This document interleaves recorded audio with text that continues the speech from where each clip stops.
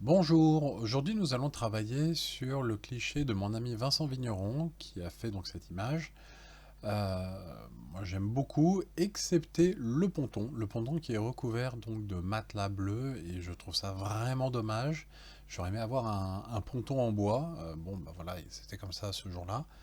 Je tiens quand même à préciser un deuxième élément. J'ai récupéré donc cette photo sur Facebook, donc elle est quand même de mauvaise qualité. Elle a été énormément dégradée par Facebook. Pierre fait vraiment des photos très qualitatives, donc ne vous fiez pas à ce que vous allez voir. C'est vraiment, elle a été dégradée par Facebook, et donc de fait, on va travailler sur un cliché qui est de moins bonne qualité.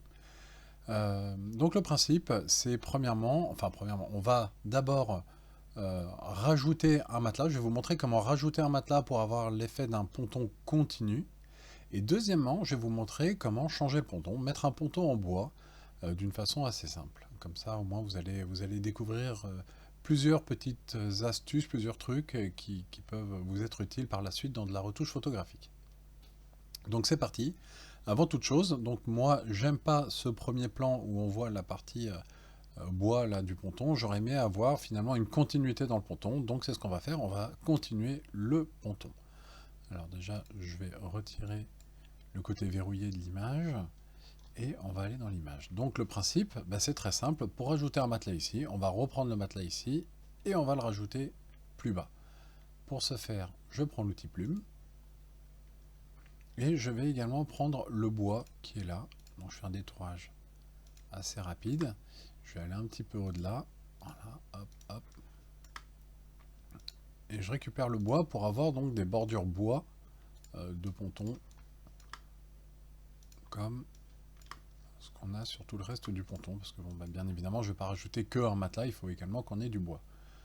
Donc je vais dans sélection et là vous pouvez voir que j'ai un rayon de contour progressif de 0,5, ce qui fait que tous mes bords vont très légèrement s'atténuer et donc ça va permettre de mieux intégrer la nouvelle image. Donc je valide sur OK et je fais donc un copier CTRL-C, CTRL-V pour créer un nouveau calque d'uniquement donc mon matelas avec les bords de ponton. Là, on voit qu'il est tout petit. Je vais vous montrer une petite astuce. Si vous voulez que ça soit que la vignette soit intègre entièrement l'élément et donc pouvoir plus facilement vous y retrouver, vous allez sur les trois petits qui sont ici, option de panneau, et là vous avez donc moi je veux des grandes vignettes et je veux voir les limites du calque et non pas le document entier. Donc là on a le document entier, donc finalement mon matelas représente une toute petite partie du document en entier. Si je mets les limites du calque, vous allez voir, hop, et bien je vois bien que ce n'est que le matelas. Et donc ça me permettra de savoir exactement ce qu'il en est. Donc je vous remontre, c'est les trois petits points, option de panneau, et là vous avez différents éléments. Donc j'ai mon matelas, je suis sur le calque du matelas, et donc on va le déplacer pour le mettre à cet endroit-là, avec à peu près la jonction au même endroit. Maintenant, on va le déformer. Donc j'appuie sur CTRL et vous voyez mon curseur change. J'appuie sur CTRL et ça devient une petite flèche blanche. Et je vais donc décaler mon matelas afin qu'il se mette bien. Voilà, ça sera à peu près là. Et puis bah là, il s'avère que ça se met bien quasiment dès le début. Voilà, on va se mettre comme ça, c'est pas mal. Je valide. Et donc, là, on peut voir qu'il y a une jonction ici. Cette jonction, on va la faire disparaître petit à petit, on va l'atténuer pour qu'elle s'intègre dans la partie matelassée qui est derrière. Donc je me remets sur le calque en question, j'ajoute un masque de fusion. Là actuellement il est tout blanc, c'est-à-dire que je vois l'intégrité de mon matelas. Je vais prendre un, un pinceau, il me faut la couleur noire, alors soit je clique là sur les flèches pour mettre le noir en avant, soit j'appuie sur la touche X qui me permet de changer, vous voyez noir, blanc, voilà, donc je veux du noir. Et mon pinceau, donc on va faire un pinceau assez large, c'est trop, hop, voilà, et une dureté vraiment à zéro pour que ça se diffuse, pour que ça s'intègre le mieux possible. Et donc maintenant, je vais peindre en noir, et vous voyez, ça diffuse. Je vous montre le calque, j'appuie sur Alt et je clique sur le calque, vous voyez, c'est diffus, la partie noire, en fait, ça se diffuse. Hop. Et donc on va diffuser vraiment au maximum. Voilà. Tac. Et donc, ni vu ni connu, eh bien, on a rajouté un matelas en plus, et donc on a une continuité de matelas. Donc ça, c'est la petite astuce. Moi, je le trouve peut-être un petit peu lumineux, donc on va aller directement dans les réglages. On va en baisser la luminosité. Alors là, vous voyez, ça s'applique sur toute l'image. Donc, bon, je mets à -28, un peu au hasard. Je vais me mettre entre les deux calques. Je vais appuyer sur Alt. Et vous voyez, j'ai une petite flèche vers le bas qui signifie que le réglage que j'ai en haut, donc que j'ai ici, va s'appliquer sur le calque qui est en dessous et uniquement sur le calque qui est en dessous et pas sur la globalité des calques que j'ai en dessous. Donc je me mets là, j'appuie sur Alt, hop, et je clique. Et vous voyez, ça m'a mis la petite flèche, ça veut dire que ce réglage ne va s'appliquer qu'à ce calque-là et pas au calque d'en dessous. Et d'ailleurs, si je retire, on voit bien que ça ne s'applique que au calque du bas, donc que sur le matelas qu'on a rajouté. Et là, in fine, j'ai une cohérence. C'est peut-être un poil sombre. Alors, regardez, si j'augmente, hop là, vous voyez, on va jouer que sur cette partie-là. Et donc, on va aller rechercher la bonne luminosité. Voilà. Ben là, on est pas mal. Donc déjà, là, on a créé une continuité de matelas et, entre autres, des bords à gauche et à droite qui sont intéressants. Maintenant, moi, je vais vous montrer carrément comment j'intègre un ponton en bois, des lames de bois, plutôt que ces matelas. Bah parce que la photo est très jolie et ces matelas, c'est vraiment dommage de les avoir. Alors, on y va, on va voir une technique vraiment simple. Je vais créer un groupe. Sur ce groupe, je vais mettre un masque. Et actuellement, bon, bah, il n'y a rien dans le groupe, donc on touche à rien. Et pour créer un ponton en bois, j'ai deux choix. Soit je le dessine et je deviens fou, soit je vais en chercher un sur Internet. On va aller en chercher un sur Internet. Ponton, entrée. Je vais dans les images. Voilà. Alors on peut dire, je veux par exemple des pontons de grandes images, bon peu importe, on s'en fiche. L'idée c'est quand même d'avoir des pontons de bonne qualité en fait, pas avoir une vignette parce que sinon ça ira pas. Donc là j'en vois un qui est pas mal, donc il me plaît bien, je n'ai même pas besoin de cliquer sur grande image. Et dans les pontons droits, là j'en ai un qui est pas mal, qui est rustique. Ouais, il a une bonne tête. Et vous voyez, je suis à 1280 par 858, donc in fine, par rapport à l'image Facebook que j'ai, in fine, là j'ai un cliché qui est quand même très qualitatif par rapport au cliché que je suis moi-même en train de travailler. Donc l'un dans l'autre, je vais avoir, devrait bien fonctionner. Et puis j'aime bien ce ponton parce qu'on voit qu'il est bien clair au milieu, un peu usé sur les côtés. Donc il a été travaillé, je le trouve chouette. On va le charger. Donc enregistrer l'image. Voilà, je l'enregistre. Donc elle s'est mise là. Je la prends et je l'emmène directement dans Photoshop. Pouf, je la pose sur mon image. Donc là, c'est un objet dynamique. Et donc on voit que c'est un objet dynamique parce qu'on a le petit icône, en fait, le petit élément qui est ici. On va le repixeliser. Pixeliser le calque. Voilà. Donc l'idée, c'est que ce ponton-là vienne plus ou moins à cette place-là pour remplacer le ponton que j'ai ici. Le ponton en plastique.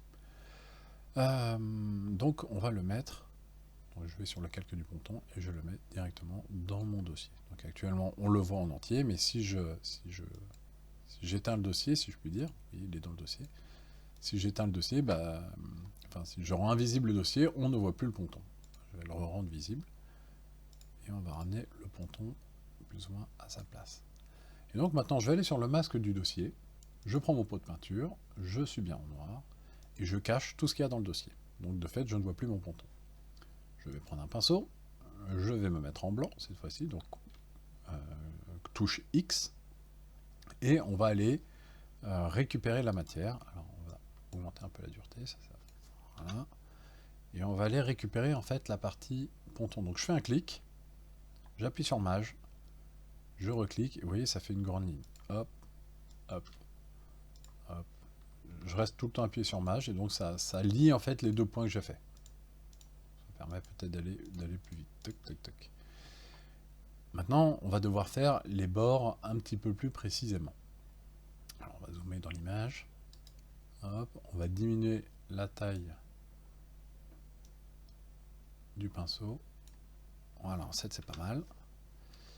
j'appuie sur espace pour me décaler dans l'image, ça fait une petite main, je relâche espace, je retrouve mon pinceau, et là je fais un clic, j'appuie sur mage, et je reclique, et j'ai fait ma première bordure. J'appuie sur espace, je relâche espace, et donc on va faire tout le bord comme ça, tranquillou. C'est pas compliqué à faire. Le but étant de recouvrir absolument tout le matelas en fait. Ah oui, alors, je vous ai pas montré, j'ai une dureté à 82. 82, j'aurais pu mettre 75, enfin on n'est pas. On s'en fiche un petit peu à vrai dire. Donc la dureté, c'est-à-dire que c'est assez dur. C'est-à-dire que ça va se diffuser sur les bords, mais pas trop. Ce qui veut dire que, in fine, ça va bien s'intégrer dans l'image initiale, parce qu'on voit bien que les liaisons ne sont pas parfaites, il y a une espèce de flouté entre la mer et le matelas, donc ça va générer à peu près la même chose, mais enfin voilà, mais en même temps ça va rester quand même très net. Allez, on continue le détourage. Hop, hop, hop.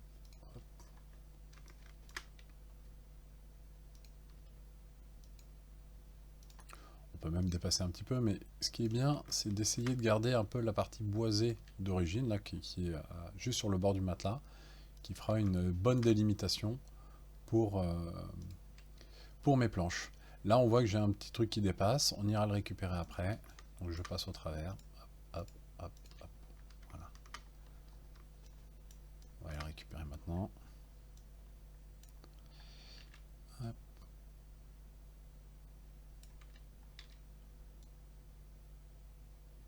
Voilà le petit élément qui dépassait. Voilà.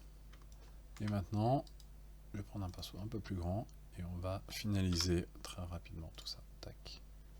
J'appuie sur mage, je vous rappelle, et ça me permet de faire des grandes lignes comme ça. Tac. Ensuite. Voilà. Voilà. On va augmenter la dureté.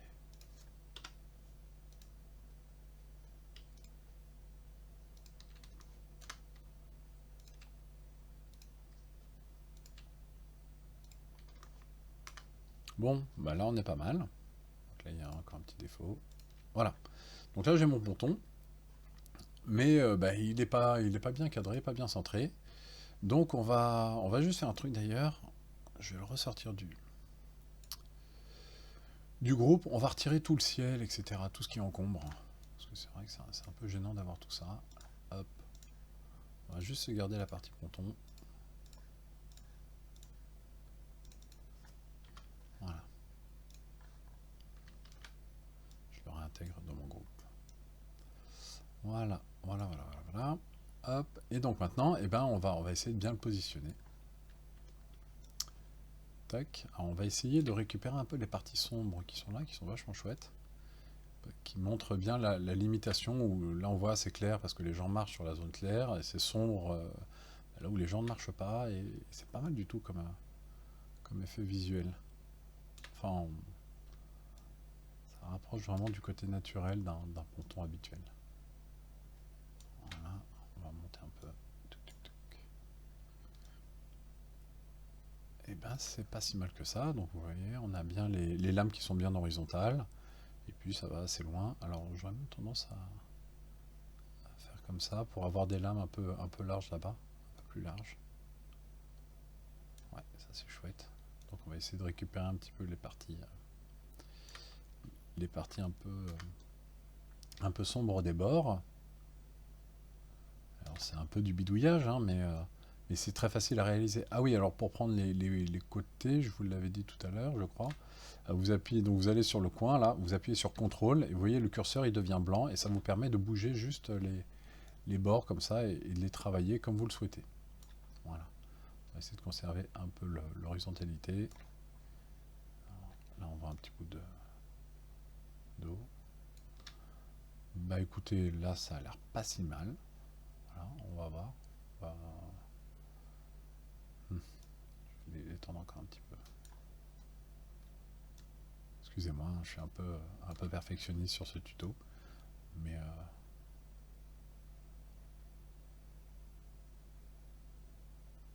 et ben voilà, là c'est une bonne tête. Je valide. Voilà, donc j'ai validé mon ponton. Bien évidemment, on a un gros problème de luminosité, mais vous voyez, là, on est clair au milieu, on a les zones un peu sombres, des zones où les gens ne marchent pas, donc c'est plus sombre, comme sur la plupart des pontons. Donc on a quand même une certaine cohérence dans cette image. Euh, et donc, ce qu'on va faire, c'est que bah, maintenant, on va falloir qu'on réajuste la luminosité et un petit peu la colorimétrie du ponton pour que ça reste proche de l'existant en fait. Donc je vais aller, donc avant toute chose déjà dans la luminosité. Donc je mets un réglage de luminosité. Ce réglage de luminosité est dans le groupe, donc il ne va s'appliquer que au groupe. Vous voyez, il ne s'applique que au groupe. Donc ça c'est le côté pratique d'avoir fait un détourage sur un groupe. Donc voilà, on va bien diminuer la luminosité. Hop. Je trouve que c'est trop lumineux en bas, en haut c'est pas mal. Donc on va appliquer un deuxième réglage de luminosité. On va le baisser, mais après on va le diffuser. Donc au niveau du pot de peinture, je fais un clic droit, je prends l'outil dégradé et je fais un dégradé. Voilà, dans le mauvais sens. Voilà, hop. Voilà, on va un petit peu plus le dégrader comme ça. Hop. Voilà. Donc là, vous allez voir. Voilà, on a bien assombri, mais ça assombrit plus sur la partie basse que sur la partie haute.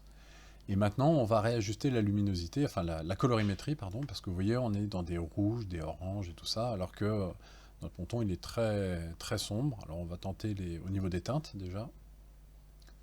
Hop. Voilà, on va apporter des rouges, des couleurs un peu plus chaudes. Voilà, on va désaturer un peu parce que c'est quand même très saturé.